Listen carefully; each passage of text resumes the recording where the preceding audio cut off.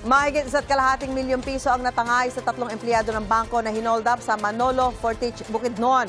Ayon sa pulisya, galing sa isang branch sa bayan ng Libona ang 3 empleyado at idedeposito sana ang 1.6 million pesos sa branch sa Manolo, Fortich. Bigla raw pinaulan na ng bala ang kotse ng mga biktima ng mga hindi pa natutukoy na salarin. Gumanti ng putok ng baril ang gwardiya ng bangko pero naubusan siya ng bala. Hindi nasaktan ng 3 empleyado. Hindi sila nagbigay ng pahayag. Sa follow-up operation, nakita ang pick-up na sinakyan ng mga salarin sa isang tagong lugar sa bayan. Inside job ang isa sa mga tinitingnang anggulo sa investigasyon.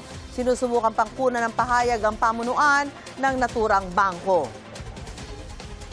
4 na armadong lalaki ang arestado dahil sa pang-hold up umano sa isang grocery store sa Chaong, Quezon. Ayon sa pulisya, kabubukas pa lang ng tindahan nang pasukin nito ng mga armadong lalaki at tinangay ang 100,000 pesos na laman ng kaha. Tumakas ang 4 na sakay ng 2 motorsiklo.